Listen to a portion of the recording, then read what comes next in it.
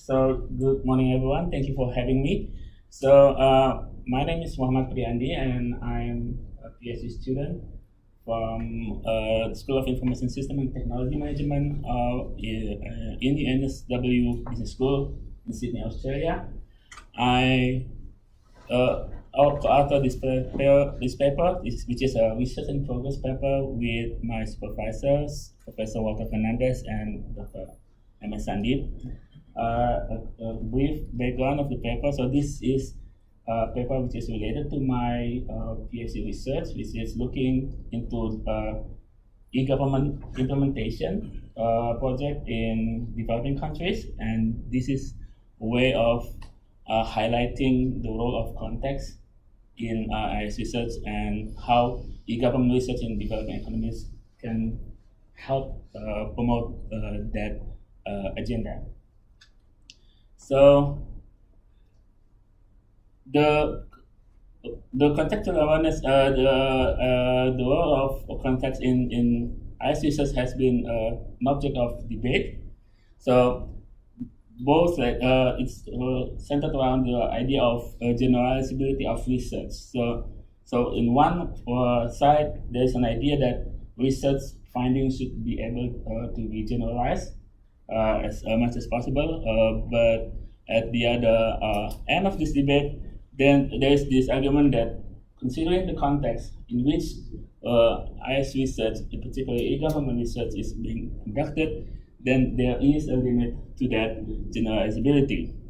So, but then there's a consideration that how context should be used in the IS research. So there is this view that by careful consideration of context in IS research, then two benefits can be obtained. So first is there is a clarity of the boundary condition of a particular paper, and the second one is it helps the researcher to gain a level of sensitivity of social concept which exists in the particular research.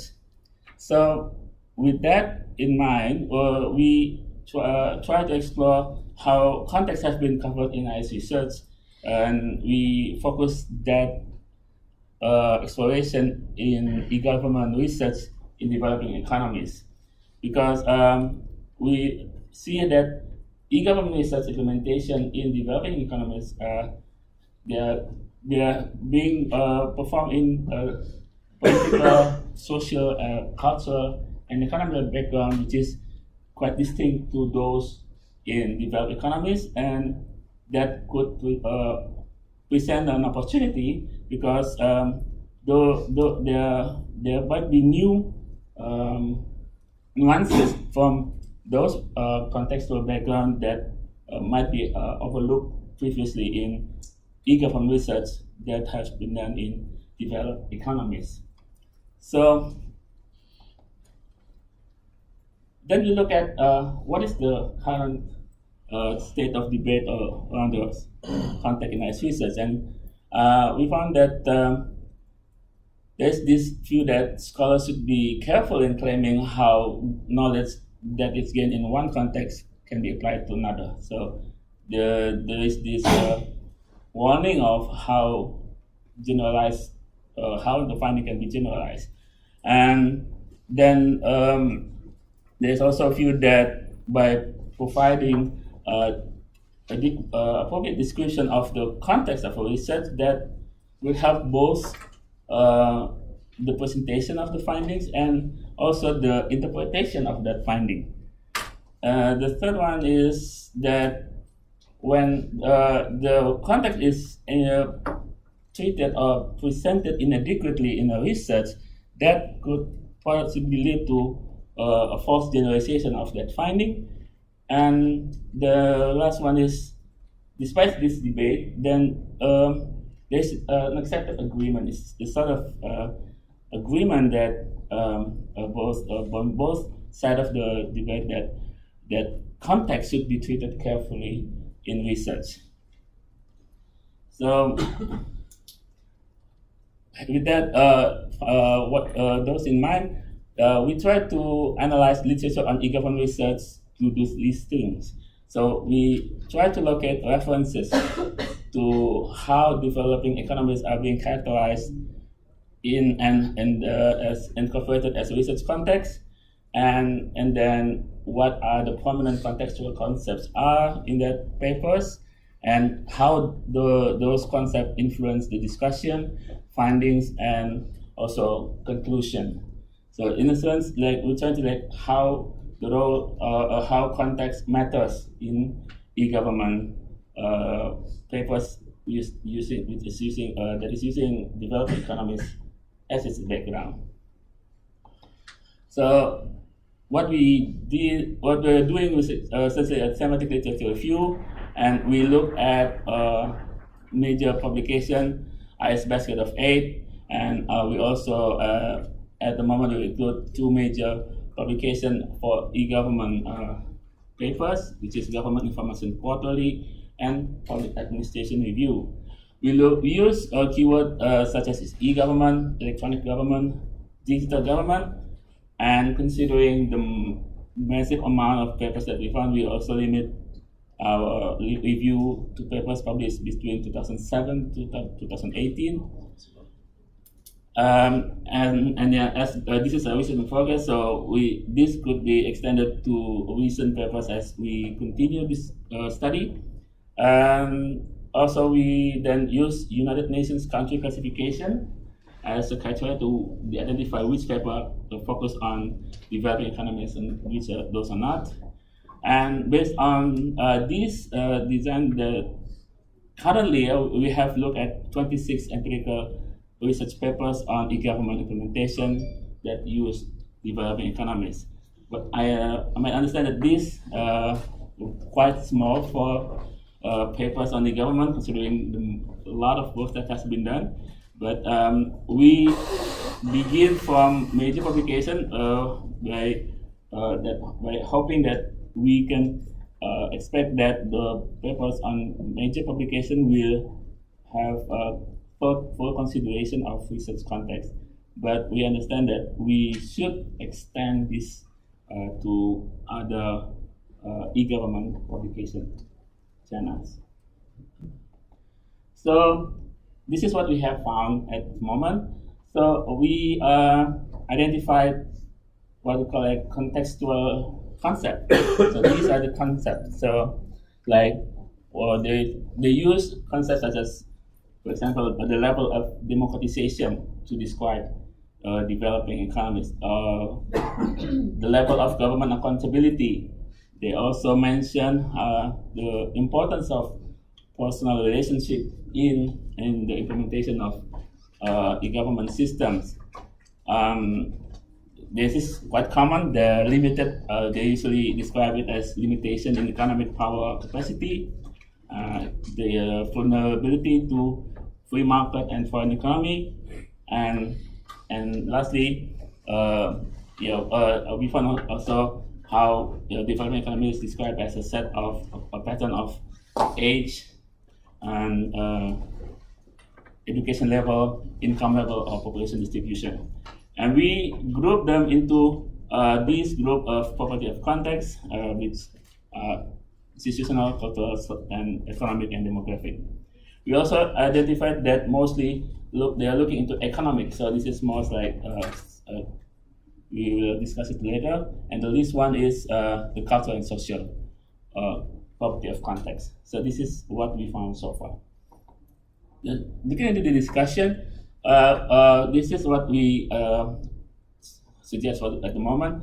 So because economic properties is the most mentioned context that these papers include, we suggest that this is related to common characterization of developing economies. Developing economies are usually described as those with still developing in terms of their economy.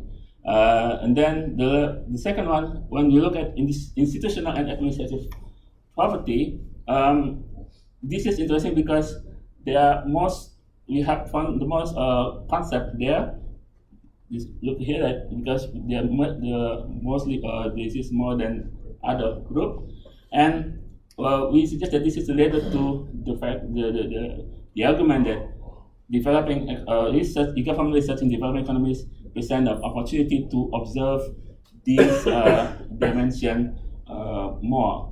And the third one is that the cultural and social property is relatively underexplored. Not so many people touch that area, and this is also supported by recent call for papers or research from Information System Journal for more papers looking into indigenous cultural elements. There are some papers, but which is a very excellent example of the use of indigenous cultural elements, such as Guangxi in China, and then also Wakaf in Malaysia. There are some papers looking at that, but there are still more papers to be done. Work need to be done on that area. And then demographic. This is quite typical, but we believe that the opportunity to further conceptualize the consequence of demographic profile in the government implementation.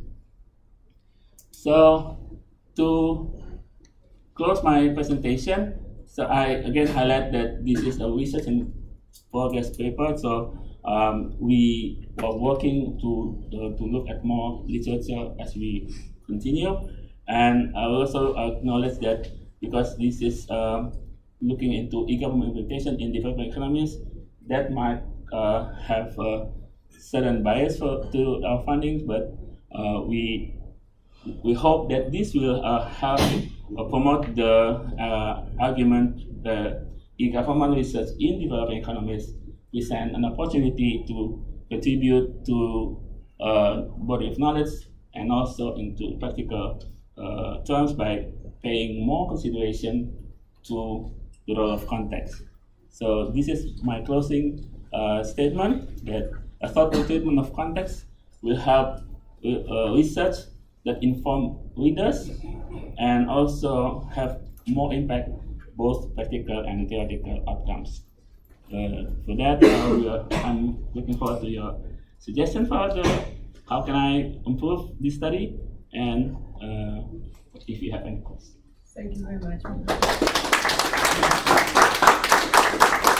Questions and suggestions? Yeah, maybe it's a question or more a suggestion. Have you looked at so which language are you looking when you search the papers?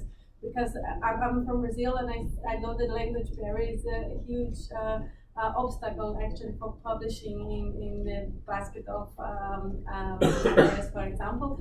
And a lot of publications in Brazil are still in national journals, and now there is changing. They are publishing in Portuguese and English, but it's still a lot of publications on this are in the local language. So either I would suggest to look also at those. So with Scopus, for example, not Scopus, sorry. What is the one from Latin America? Latinx? No, there's another thing. So we did this for our project. So we look at the local databases as well, where you can look at you can have keywords in English, but you find the papers that are written in the local language. So this would be a suggestion. Thank you so much. Suggestion here? Any other questions, suggestions? Yeah, well, I could. Yeah. Terima kasih, Pak. That was a very conceptually solid piece of thinking. May I ask you whether, for case study approach, context is evident, yeah? You've got case description. So you're only talking about quantitative or maybe mixed method. But even for quantitative research, you have treatment variables. That is context, is it not? Treatment variables or mediator variables or interaction. That's context, is it not? It is. So I understand my research is a qualitative one, but I understand that there is this might seem as like a suggestion that quantitative research may not have appropriate treatment of context. But I do find in my observation of papers that some quantitative papers, like what you just mentioned, like highlight the context on which the data has been gathered, for example, and how it is being treated. And those are, I think, one example of appropriate interpretation of context. So like they really include the treatment into the presentation of findings, so that will inform the readers on okay, so this is how it is done, and so they can understand it better. But unfortunately, there are also papers, and it's just not quantitative, it's also qualitative papers who only mention context as like a very brief mention that this paper is done in this context, but that's it. That they don't explore more, and this kind of paper that our work is aimed at. Like we call for that there are a missed opportunity. We believe there's a missed opportunity of not highlighting the context more, which can help the findings of that paper. So that both happens in both like quantitative, qualitative, or even mixed method. Thank you so much, Muhammad, for your presentation. Thank you so much. And our next presenters are Nick Robinson.